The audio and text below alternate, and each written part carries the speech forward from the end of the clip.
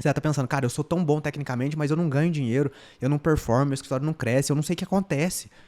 Isso aqui é muito mais um bate-papo do que uma aulinha de como se posicionar em 3 passos.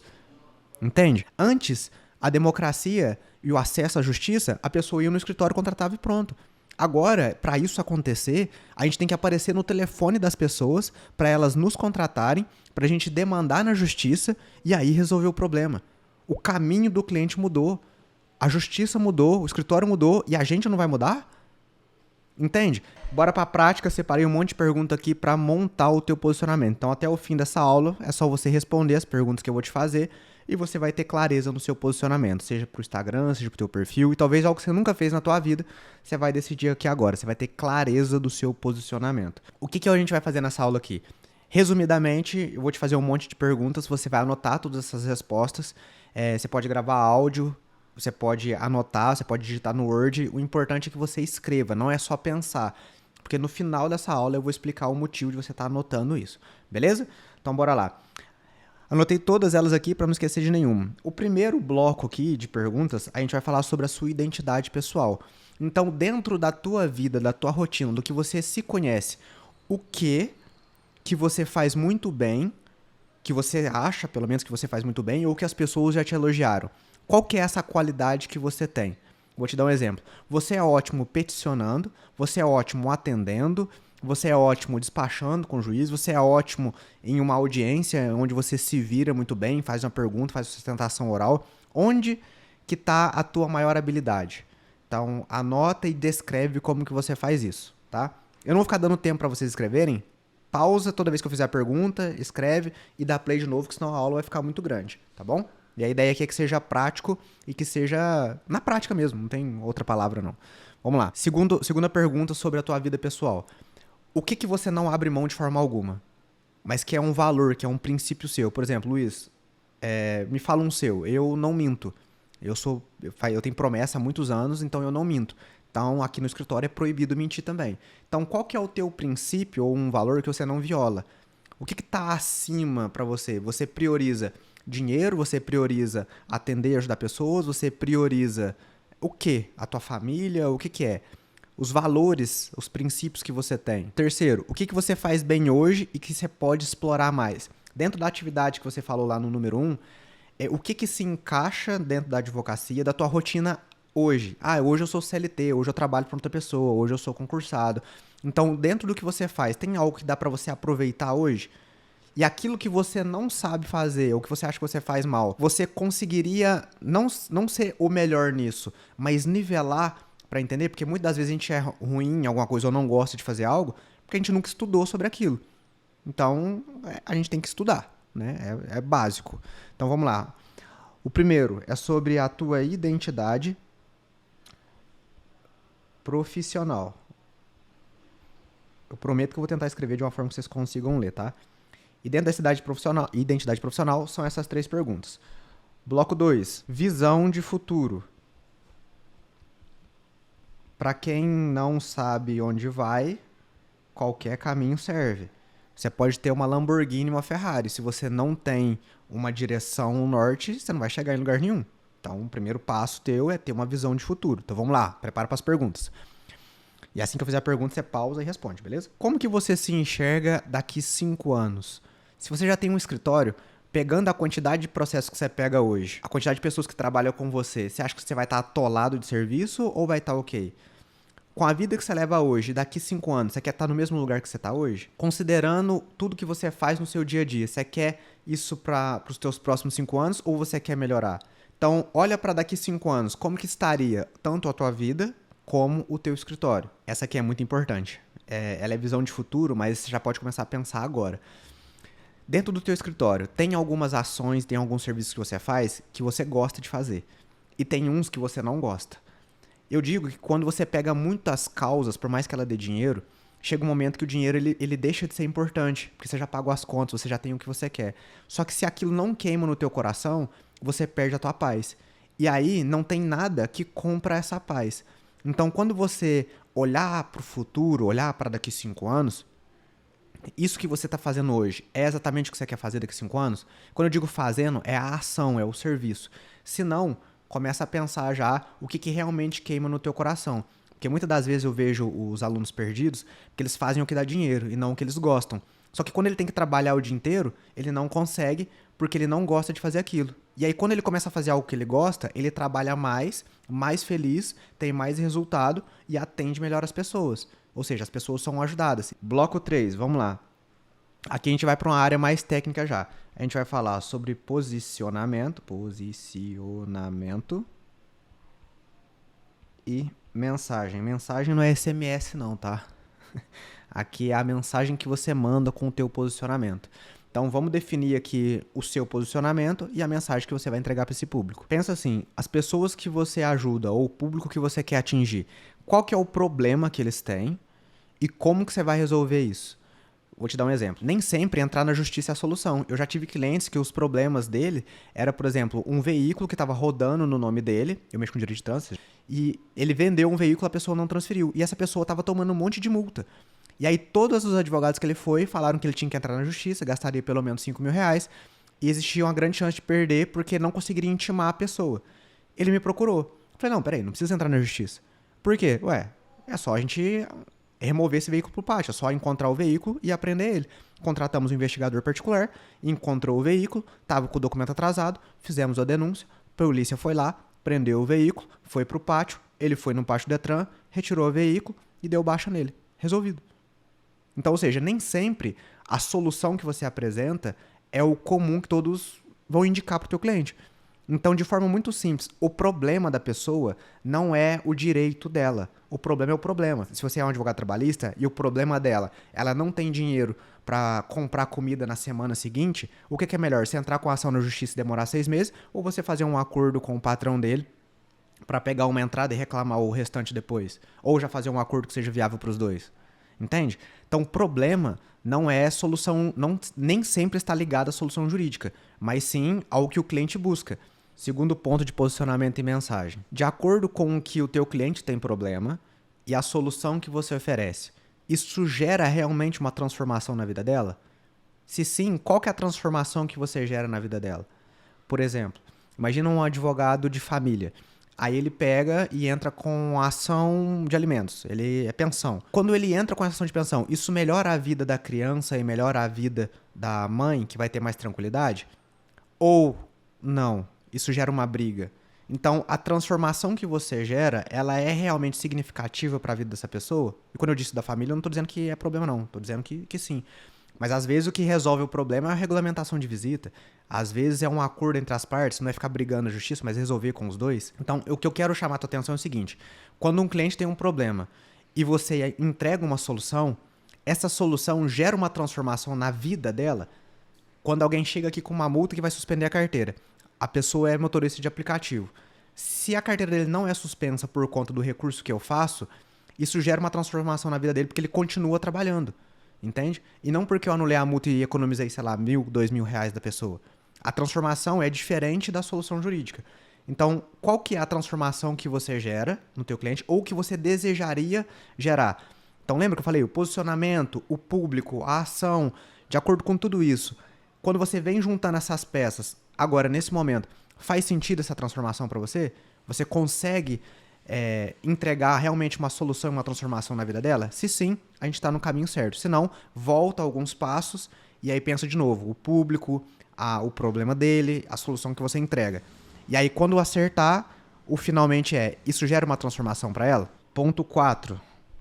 Diferencial e autoridade. O que é isso?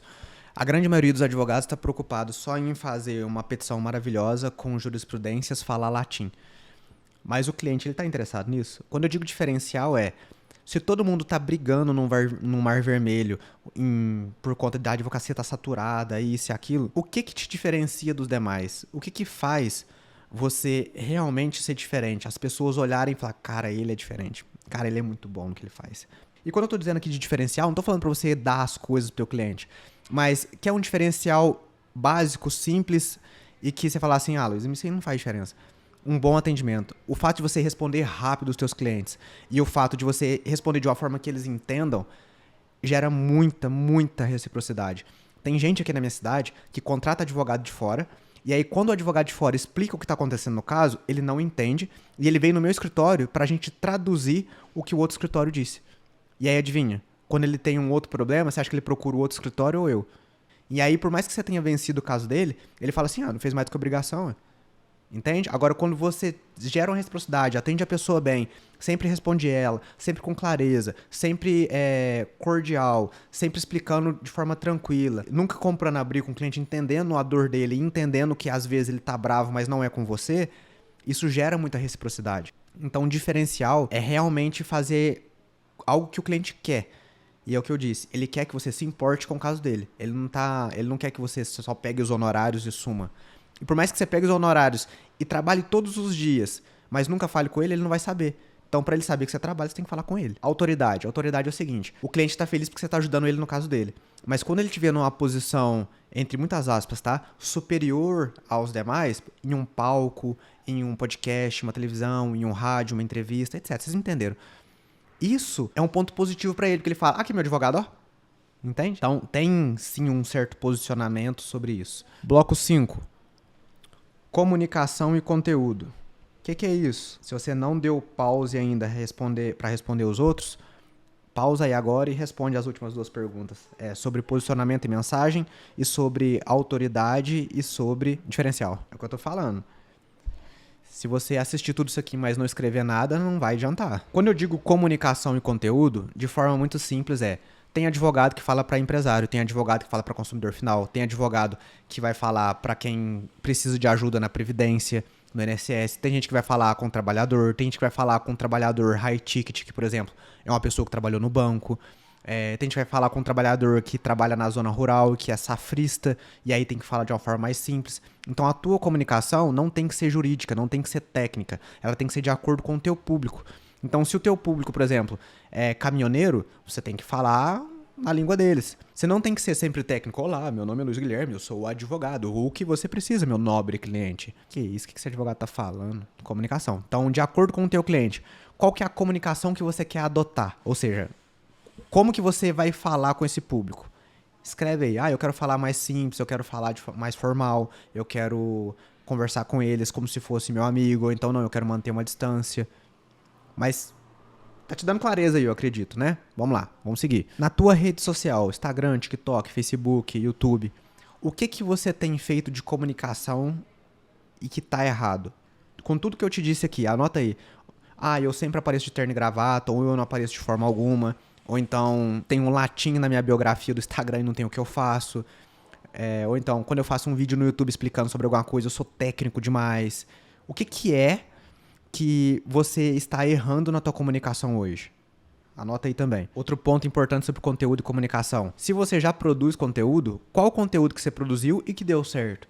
Anota esse que deu certo e vê como que você falou e qual que foi o assunto que você falou. Que mais pra frente a gente vai precisar disso. E agora, um dos mais importantes no meu ponto de vista. Conexão. Propósito. Por quê?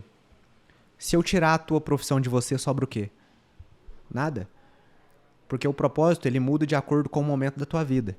Tá tudo bem. Se você nunca entendeu, se você nunca estudou, se você nunca pesquisou sobre propósito é diferente de profissão.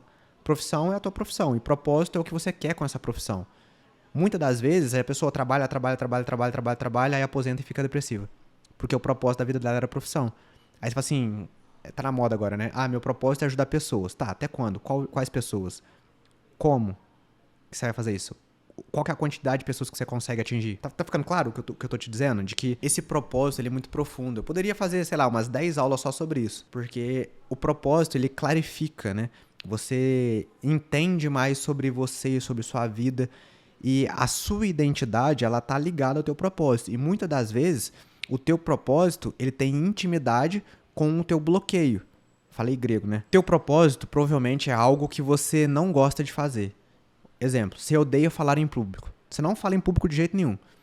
Só que às vezes, o fato de você superar esse medo de falar em público vira um propósito de ajudar outras pessoas que não conseguiam falar em público. E agora conseguem falar porque você aprendeu a falar. E aí você ensinou como você fez isso. Isso é um exemplo básico. Agora, na advocacia, O teu propósito, ele pode ser simplesmente ajudar pessoas. Ou então, pode ser que você tem que comprar uma briga com o INSS, por exemplo, ou no meu caso, com o Detran, ou então com, sei lá, com as empresas, com o sistema criminal, entende? O teu propósito é alguma coisa muito ideal, objetiva, lá em cima, não precisa ser algo a curto prazo. Mas quando você entende isso, todo o resto fica mais claro. E aí, o teu propósito e mais a tua conexão geram uma ligação com o teu cliente. Então, quando o teu cliente entende que você não está interessado em só ganhar dinheiro dele, mas que você tem um propósito com aquilo, aí fica muito mais fácil. Por exemplo, quando eu tomei as minhas multas e eu recorri e depois eu entendi como funcionava o sistema, que tinha muita gente precisando disso, mas não tinha pessoas que ajudavam, o meu propósito foi, não, então eu vou ajudar essas pessoas. Lá eu não sabia disso tudo que eu tô te falando, né? Foi muito no começo. Mas aí eu pensei justamente assim, eu falei, olha, se eu tive esse problema e não tinha quem ajudasse, então outras pessoas têm esse problema e não tem quem tá ajudando elas. Então o que eu vou fazer? Vou ajudar elas agora. E aí apareceram várias pessoas na minha cidade procurando e eu fechei um cliente atrás do outro. E aí eu entendi que, tem muita demanda e tem poucas pessoas fazendo. Então é isso. Vamos seguir. E quando o cliente percebe ou então ele acha que você só está interessado em vender, em ganhar dinheiro dele, ele não te contrata. Porque todo mundo quer comprar, mas ninguém quer que você venda para ele. É ou não é? Você entra numa loja, você tá doido pra comprar alguma coisa. Mas a hora que a pessoa começa a querer te vender aquilo ou outra coisa, você pega e sai da loja. Você se sente, parece que a pessoa tá ganhando alguma coisa de você, parece que ela sei lá, estranho. É como se você entrasse aqui e aí você entra e tudo que eu tô falando aqui eu tô querendo falar só pra te vender alguma coisa. Todas as aulas aqui, compra tal coisa de mim, compra tal coisa de mim, compra tal coisa de mim. E aí você fala, poxa, o conteúdo dele é até bom, mas o tempo todo ele tá querendo vender alguma coisa. Parece que eu tô muito mais interessado em ganhar dinheiro teu do que realmente ajudar. Eu te garanto que tem muito conteúdo de marketing e de posicionamento aí na internet que a pessoa vende a R$1.000, R$2.000 e não te ensina isso que eu tô te ensinando aqui. Mas por quê? Eu tenho um propósito com isso. Eu passei muito perrengue lá atrás e quando eu comecei não existia mentoria, não existia curso, não existia advogados ajudando outros advogados. Era concorrente e uma briga.